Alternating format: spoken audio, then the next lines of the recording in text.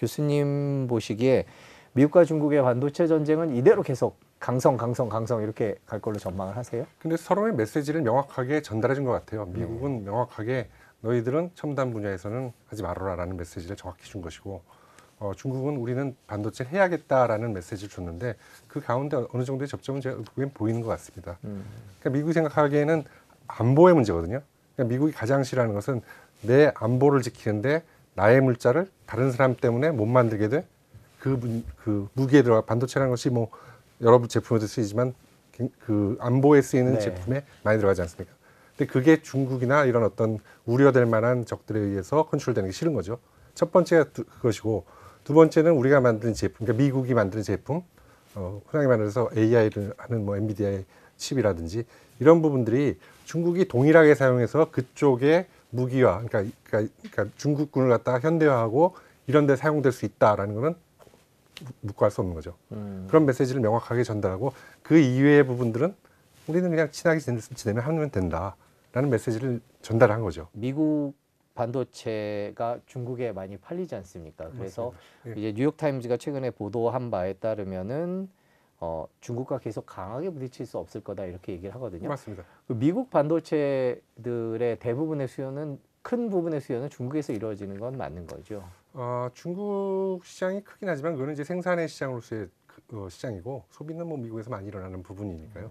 근데 그 부분보다는 이제 어떤 세계 공장으로서의 중국, 다른 물자들, 그러니까 안보와 관련 없는 그러니까 퍼포먼스가 정확하게 밀리터리가 되지 않는 것들에 대해서는 당연히 중국으로부터 미군 사야지 뭐 물가 문제라든지 이런 부분들을 다 풀 수 있는 거니까 그런 부분에서는 아무 문제 없다, 중국과 우리 문제 없다는 걸 명확하게 전달해 준 거죠. 중국을 봐서는 근데 이 반도체 산업이라는 걸 절대로 포기할 수 없는 산업이거든요. 그러니까 전 세계에서 가장 큰 산업입니다. 반도체 산업이라는 것은. 그 가장 큰 산업인 이유는 이제 나중에 다시 기회가 되면 말씀드리겠지만 이게 컴퓨팅이라는 걸 갖다 책임지고 있어요. 반도체라는 것이. 그러니까 컴퓨팅이라는 걸 책임지고 있기 때문에 이 컴퓨팅을 책임지기 위해서 만들어지는 모든 물건들은 다 이 반도체를 사용할 수밖에 없죠. 그러다 보니까 가장 큰 산업이 된 건데 그 가장 큰 산업, 이 산업의 특징은 또 뭐냐면 굉장히 월급을 잘 주는 많은 고용을 창출해냅니다. 그러다 보니까 중국이 할 수 있는 그런 산업들은 다 하고 남은 게 반도체죠.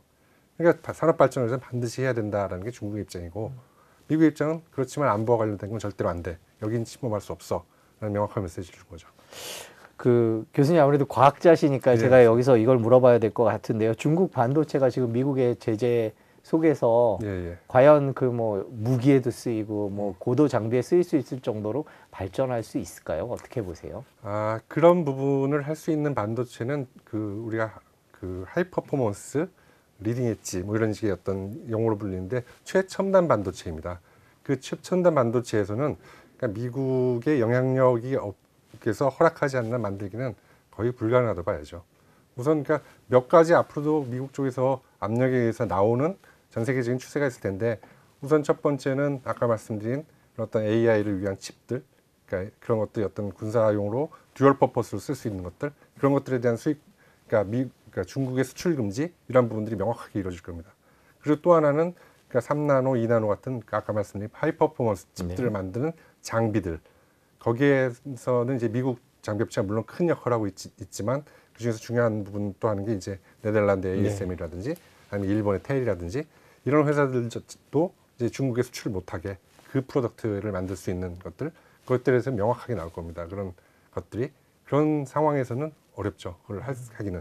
그렇지만 그 리딩 엣지가 아닌 그러니까 그 첨단 반도체가 아닌 반도체들에 대해서는 중국이 어느 정도는 하려고 노력할 때고 그걸 내재화, 장비를 내재화 그 자체에서 만드는 걸 통해서 하려고 노력을 할 겁니다. 그 장비 얘기를 해주셨는데 그런 네덜란드나 일본의 첨단 장비를 중국에서는 도저히 따라올 수가 없는 모양이죠.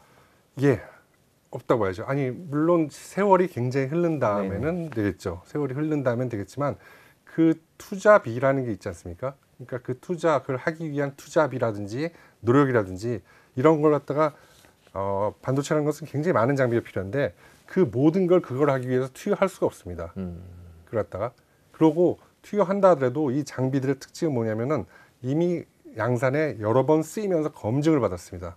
그렇기 때문에 뭐가 어떻게 됐을 때 뭐가 잘못됐구나라는 노하우를 이미 체득을 한 상태죠.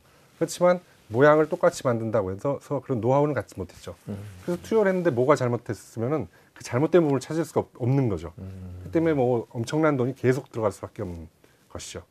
지금 그러면 중국의 말씀해 주신 그 첨단 반도체의 수준은 어느 정도라고 봐야 될까요? 지금 현재 가장 발전됐다고 하는 게 이제 TSMC와 삼성이 하는 3나노미터 노드 정도죠. 네. EUV라는 아주 굉장히 얇게 그릴 수 있는, 작게 그릴 수 있는 그런 노광 장비, 네덜란드 ASML이 만드는 그걸 이용해서 하는 것이고, 중국이 7나노미터까지 그러니까 그 EUV를 안 쓰고 만들었다라는 게 SMIC라는 중국 파운드리에서 주장하는 것이죠. 그 정도까지는 제가 보기에도 내릴 수 있고, 뭐 노력을 많이 한다면 5나노까지는 올 수 있으려나? 뭐 그렇게까지는 할 수 있을 거라고 생각됩니다. 그러니까 삼성전자나 TSMC 수준까지 올라면 아직 몇 년은 더 남았다라고 봐야 돼요. 장비도 없이도 못 오죠. 못 온다. 장비도 없이도 못 옵니다. 더 많은 뉴스를 보시려면 화면 오른쪽에 있는 구독 버튼을 눌러주시면 됩니다. 그리고 제보할 게 있으면 꼭 저희한테 보내주십시오. 저희가 열심히 취재하도록 하겠습니다. 항상 SBS 뉴스를 시청해 주셔서 대단히 고맙습니다.